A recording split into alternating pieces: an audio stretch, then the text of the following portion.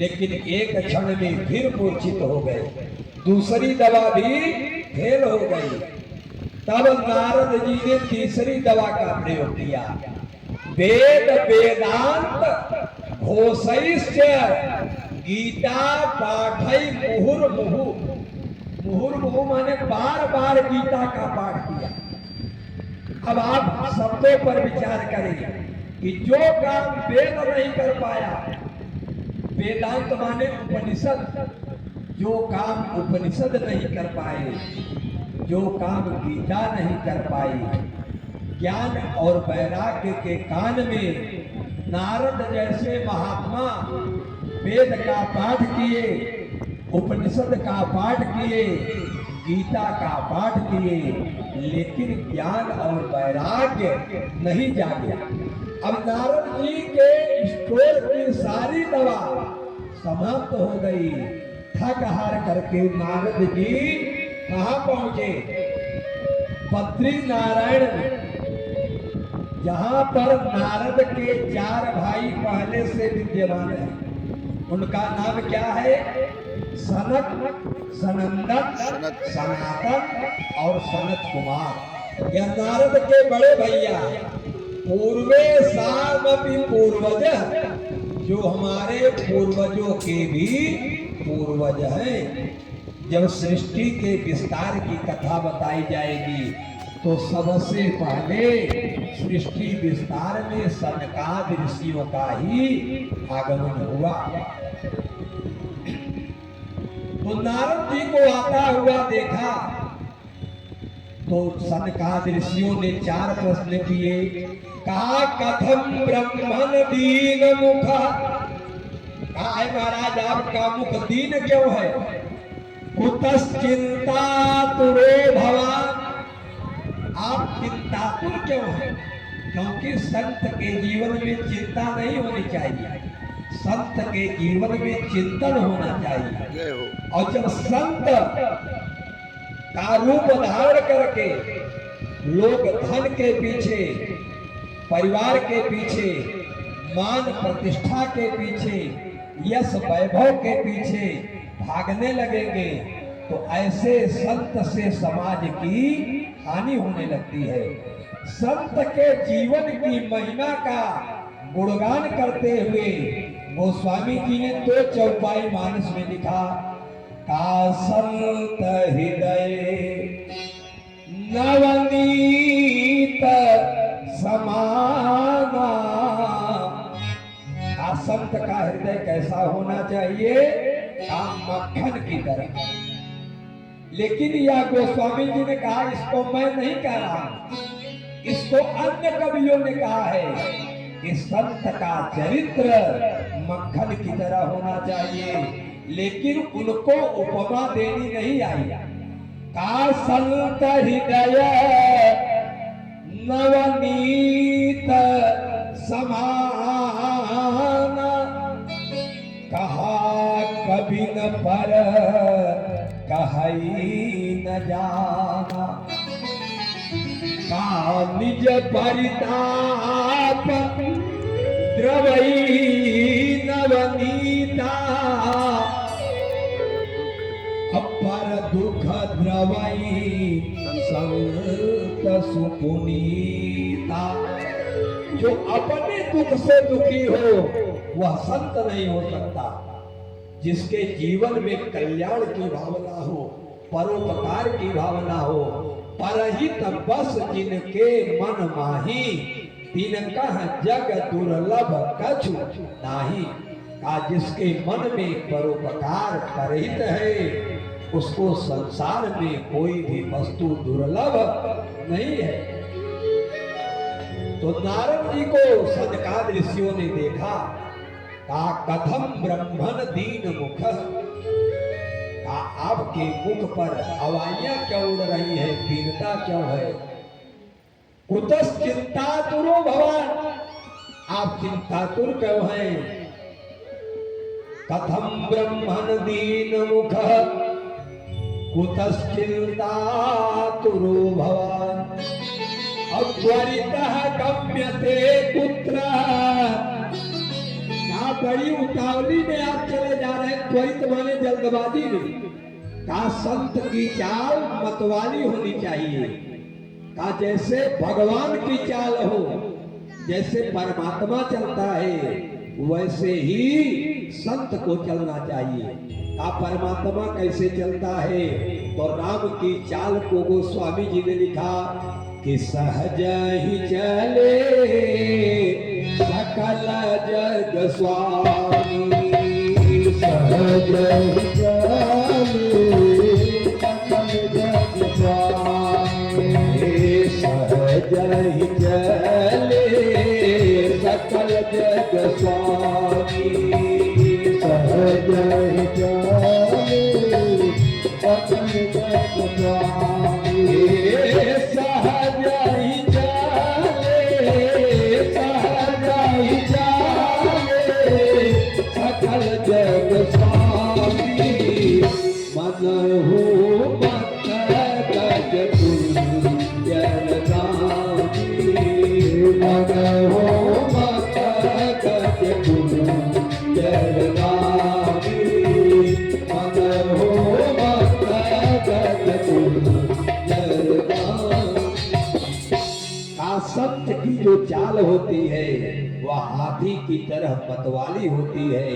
अत्वरिता गम्यते कुत्र अकुतश्चागमनम तव, आपका आगमन कहां से हो रहा है। 4 प्रश्न एक साथ किया सनकादि ऋषियों ने नारद से। तो नारद जी ने अपने आने का वृत्तांत बताया। कहा महाराज, मैंने ज्ञान वैराग्य के कान में वेद का वाचन किया, पुराण की कथा सुनाया, गीता की कथा सुनाई, लेकिन ज्ञान वैराग्य नहीं जागे। अब कौन सा उपाय किया जाए। तो सनकादि ऋषियों ने ये जो भागवत की कथा 7 दिन की होती है, ये सबसे पहले सनकादि ऋषियों ने ही बताया। अब आप कहेंगे कि महाराज भागवत तो बहुत पहले की है। भागवत सबसे पहले भगवान नारायण ने ब्रह्मा को सुनाया था, फिर ब्रह्मा ने नारद को सुनाया था, नारद ने व्यास को सुनाया था, व्यास ने सुखदेव को सुनाया था, सुखदेव ने राजा परीक्षित को सुनाया था। लेकिन 7 दिनों वाली ये सप्ताह पारायण की कथा, ये 7 दिन की जो कथा है, इस सनकादि ऋषियों ने सुनाया। किसको सुनाया? भक्ति ज्ञान वैराग्य को। तो सनकादियों ने कहा महाराज एक काम करो, भक्ति ज्ञान वैराग्य को लेकर के तुम थोड़ा सा ऊपर आओ, और मैं बहुत ऊंचाई पर हूं, मैं थोड़ा सा नीचे आऊंगा। इसका मतलब क्या है? का श्रोता को थोड़ा सा ऊपर की पंक्ति में आना चाहिए, क्योंकि ये ज्ञान की कथा है। इसमें श्रोता का जो विचार है, जो श्रोता का मस्तिष्क है, जो श्रोता का भाव है, वह ऊंचाई पर होना चाहिए। और वक्ता का जो विचार है वह बहुत सरल होना चाहिए, जिससे आम जनमानस को भी भागवत की कथा समझ में आ जाए। सनकादि ऋषि कहाँ है? बद्री नारायण में बहुत ऊंचाई पर। और भक्ति ज्ञान वैराग्य कहाँ है? तलाटी में, जमुना के किनारे, वृंदावन में। तो वहां कथा नहीं सुनाई। नारद से कहा कि उनको लेकर के थोड़ा सा ऊपर आओ, और हम थोड़ा सा नीचे आ रहे हैं। अब सनकादि ऋषि नीचे उतरे, आए कहा? गंगा नदी के किनारे। कौन सा स्थान है? हरिद्वार, जहां पर ये भागवत की कथा हुई है, उस स्थान का नाम है गंगा द्वार। भागवत में हरिद्वार शब्द नहीं लिखा। क्यों नहीं लिखा? क्योंकि हरिद्वार अगर लिख देते तो जो शैव थे, शिव को मानने वाले, वे नाराज हो जाते। वे कहते कि यह कथा वैष्णवों की कथा है, इसमें शैव का कोई काम नहीं है। अगर हरिद्वार लिख देते तो वैष्णव लोग नाराज हो जाते। यह कथा शैवों की कथा है, वैष्णव की कथा नहीं है। इसलिए न हरिद्वार लिखा, न हरिद्वार लिखा। तीसरा नाम खोजा, गंगा द्वार समीपे तू तटम आनंद नामकम। का गंगा का संबंध हरि से भी है और शंकर से भी है। का गंगा शंकर के जटा में है और हरि के पैर में है, हरि के चरण में है। इसलिए गंगा द्वार समीपे तू तटमानंद नामकम। एक कवि ने बड़ा सुंदर भाव लिखा कि हरि हर एक है दोनों, नए कम है नवो कम है। हरि हर एक है दोनों, नए कम है नवो कम है।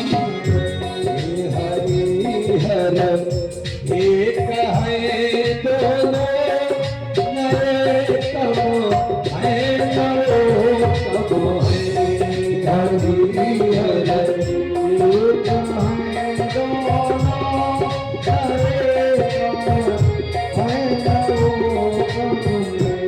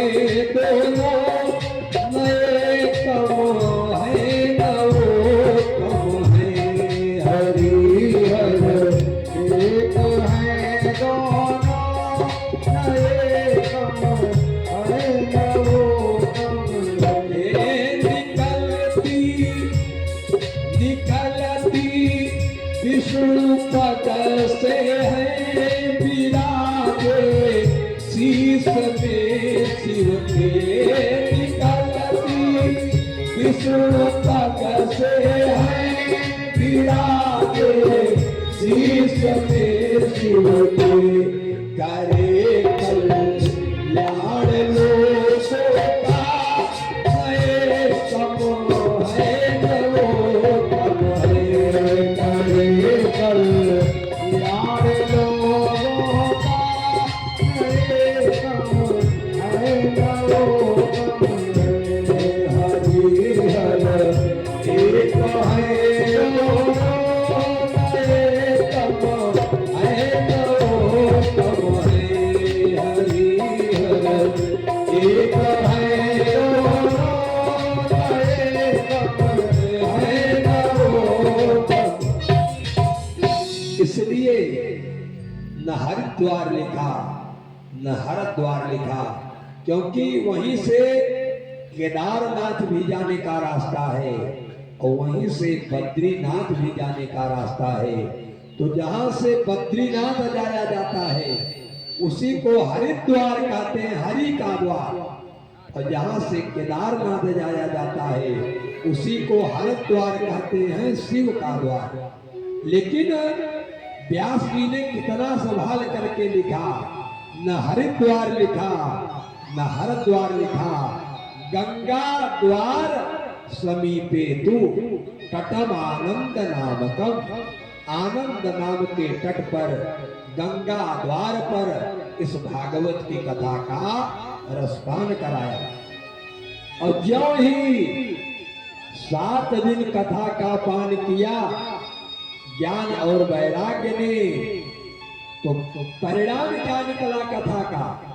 भक्ति सुतव तव तरुणव गृहीत्वा, जो वृद्ध हो गए थे तरुण हो गए, कि भक्ति सुतव तव तरुणव गृहीत्वा प्रेमैक रूपा सहसा विरासी।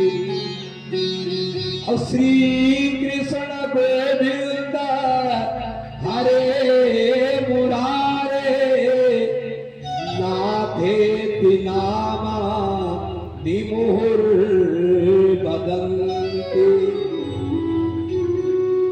और जब ही जवान हुए तरुण हुए, द्वादशाक्षर मंत्र का जप किया, श्री कृष्ण गोविंद हरे मुरारे नाथेति नामानि मुहुर बदन्ति। यहाँ पर एक प्रश्न खड़ा हो गया।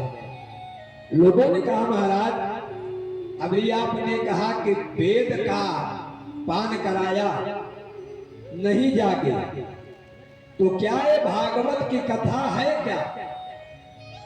तो सुखदेव ने कहा महाराज ये भागवत कथा वेद का पका हुआ फल है। निगम कल्पतरोर गलितम फलम। निगम माने होता है वेद, वेद का पका हुआ फल है भागवत। तो कहा कि अगर वेद का पका फल है तो जो काम वेद नहीं कर पाया वह काम उसका फल कैसे कर गया? तो इसके 3 उदाहरण दिए भागवत में। पहला उदाहरण दिया कि जैसे आपने देखा होगा दूध से ही घी निकलता है। एक जगह दीपक जलाया जा रहा था, घी नहीं था। लोगों ने कहा महाराज घी नहीं है। कहा कोई बात नहीं है। दूध है कि नहीं? कहा दूध तो बहुत है। कहा दूध से घी निकलता है, लेकर आओ दूध को ही डाल दो दीपक में। और जो ही दूध डाला गया, जो दीपक जल रहा था वह शांत हो गया। अब आप विचार करें कि दूध से ही घी निकलता है, लेकिन जो काम घी कर सकता है वह काम दूध नहीं कर सकता। एक जगह चाय बनाई जा रही थी, चीनी घट गई। पंडित जी ने कहा भैया चीनी नहीं है क्या? कहा नहीं महाराज चीनी तो नहीं है। कहा गन्ना का टुकड़ा है? कहा ले आओ वही डाल दो। अब गन्ना का टुकड़ा डाल दिया। अब आप विचार करें गन्ने से ही चीनी बनती है, लेकिन जो काम चीनी कर सकती है वह काम गन्ना नहीं कर सकता। उसी प्रकार से जो काम भागवत कर सकती है वह काम वेद नहीं कर सकता।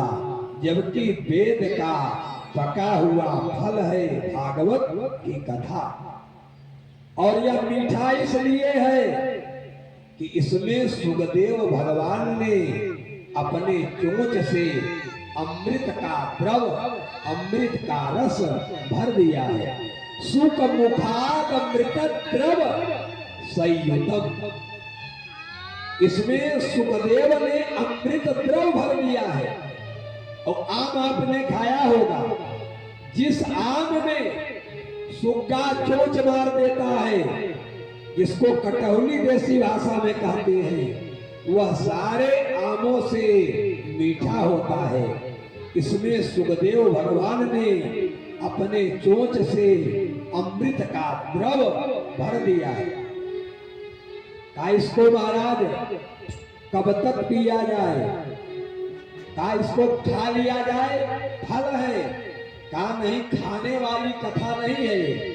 का पीबत भागवतम, का पीने वाला फल है। कब तक पिया जाए? जब तक जीवन का अंत न हो जाए। जहां जहां कथा हो वहां पर जाकर के कथा का पान करें। और इस भागवत की कथा में जितने लोग आए हैं वे भगवान के परम बड़भागी हैं। भगवान की अतिशय कृपा है। थोड़ी सी कृपा अगर होती है तब व्यक्ति भागवत में राम कथा में नहीं जा पाता। तब का अति हरि कृपा जाहि पर होई, अति हरि कृपा जाहि पर होई, अति हरि कृपा जाहि पर होई, अति हरि कृपा जाहि पर होई, पावते जाहि नारक सोई, पावते जाहि नारक सोई, अति हरि कृपा जाहि पर होई, अति हरि कृपा जाहि पर होई, पावते जाहि नारक सोई, पावते जाहि नारक सोई,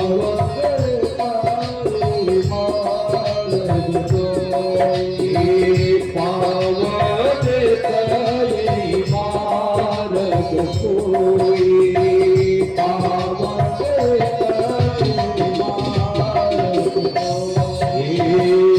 आवत एहि सर अति कठिनाई, आवत एहि सर अति कठिनाई,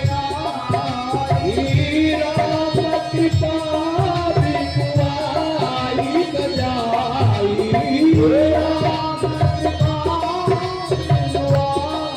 न जाई, आवत एहि सर अति कठिनाई,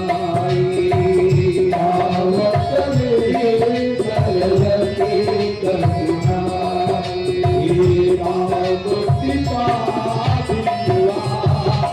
न जाई, राम कृपा बिनुआई न जाई, राम कृपा बिनुआई न जाई। यहाँ पर अपने मन से कोई नहीं आता। बहुत व्यस्ततम समय निकाल करके डॉक्टर सुरेंद्र सिंह जी, सुरेश मुंशी इत्यादि अनन्य अनन्य श्रोता कथा स्थल पर बैठे हैं। क्योंकि गृह कारज नाना जंजाला, जो गृहस्थी का काम है एक जाल होता है।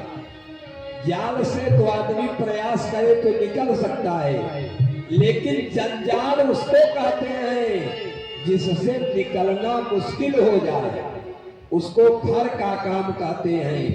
गृह कारज नाना जंजाला, इसकी तुलना कैसे किया? ताते अति दुर्गम शैल विशाला।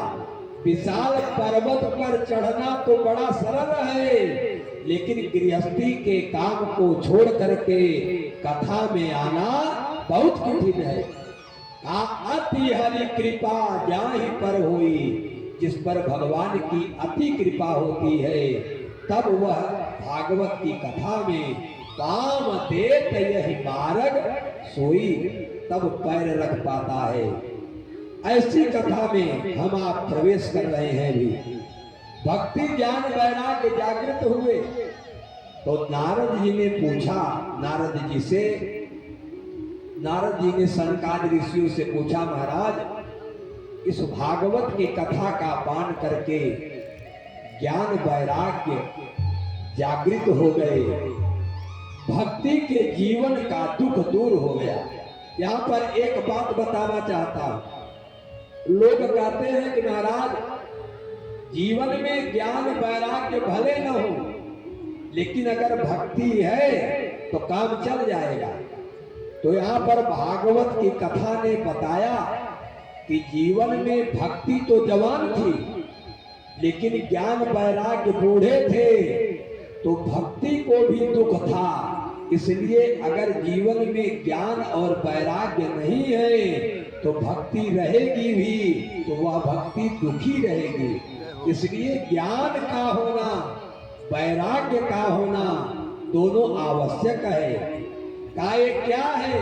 का ज्ञान विराग नयन उर्गारी, ये हमारी दोनों आंखें हैं। और जिसके जीवन में ज्ञान की आंख न हो, जिसके जीवन में विराग की आंख न हो, वह अंधा होता है। इसलिए ज्ञान और वैराग्य का होना आवश्यक है। अब शौनकादिक ऋषियों से नारद जी ने पूछा कि महाराज, ज्ञान वैराग्य मुक्त हो गए, भक्ति के जीवन का दुख दूर हो गया, क्या कोई ऐसी कथा आपके पास है जो भागवत की कथा को सुन करके, क्या भागवत ने किसी पापी का भी कल्याण किया है, किसी दीनहीन का कल्याण किया है? क्योंकि जो धर्म में रत है उनकी मुक्ति तो अपने आप हो जाएगी, लेकिन जो पाप में रत है, जिसने जीवन में पाप किया है, जिसने सत्य का उद्घाटन नहीं किया है, जिसके जीवन में काम है, जिसके जीवन में क्रोध है, जिसके जीवन में लोभ है, जिसके जीवन में मोह है, जिसके जीवन में अहंकार है, जिसके जीवन में ममता है, क्या ऐसे प्राणियों का भी भागवत की कथा से कल्याण हुआ? तो एक उदाहरण बताया। कहा महाराज, एक दो जन्म का पाप नहीं, काजे मानवा पाप कृतस्तु सर्वदा।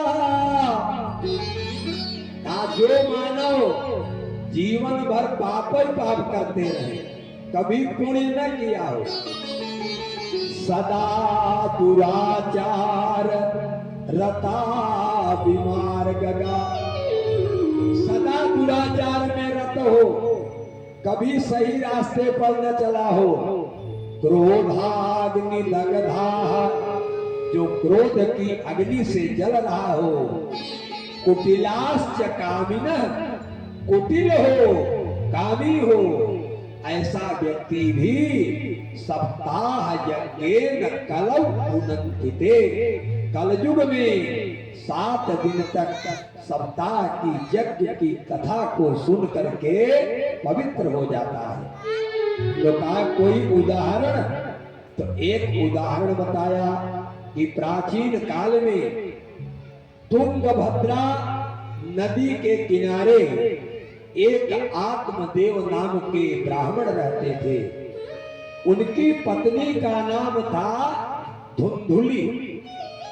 अब यहाँ पर ये तो कथानक है, लेकिन आध्यात्मिक दृष्टि से तुंगभद्रा माने यही शरीर हमारी तुंगभद्रा है। भद्रा माने कल्याण। जिस शरीर को प्राप्त करके हम कल्याणकारी काम करें, उसी का नाम है तुंगभद्रा। और आत्मदेव क्या है? आत्मदेव माने आत्मा। इस शरीर के भीतर निवास करने वाली आत्मा ही आत्मदेव है। जब आत्मा हमारी दिव्य हो जाएगी तो हम पवित्र हो जाएंगे। और जो हमारा मन है, यह मन का नाम है धुंधुली। और जब मन हमारा मैला हो जाता है, धुंधला हो जाता है, तो यही कुपंथ पर, कुरास्ते पर हमको लेकर के जाता है। जैसे शीशा आपने देखा होगा, शीशा में धूल अगर लगी हुई है तो उस शीशे में अगर आप अपना चेहरा देखेंगे तो वह चेहरा आपका मैला दिखाई पड़ेगा। लेकिन जो ही उस शीशे को साफ कर दिया गया तो शीशा वही है, लेकिन साफ शीशे में आपका चेहरा दिखाई पड़ने लगेगा। तो वैसे संसार एक शीशा है और जिसमें माया मोह का मैल लगा हुआ है, उसमें जब आप अपना चेहरा देखेंगे तो चेहरा मैला दिखाई पड़ेगा। का एक कवि ने बड़ा सुंदर भाव लिखा कि तोरा मन दर्पण कहलाए, तोरा मन दर्पण कहलाए, तोरा मन दर्पण कहलाए, तोरा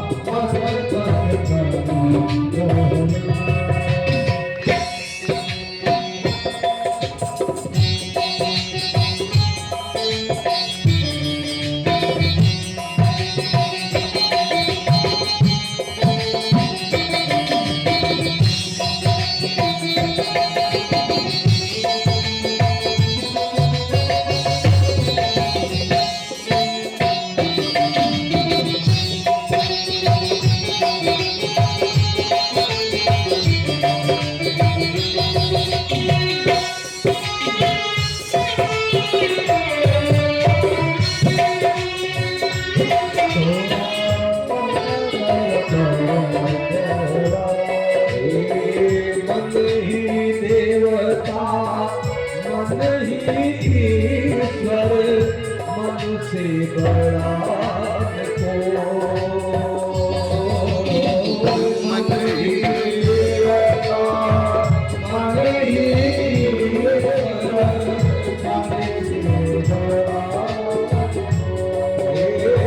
मन उजियारा जब जब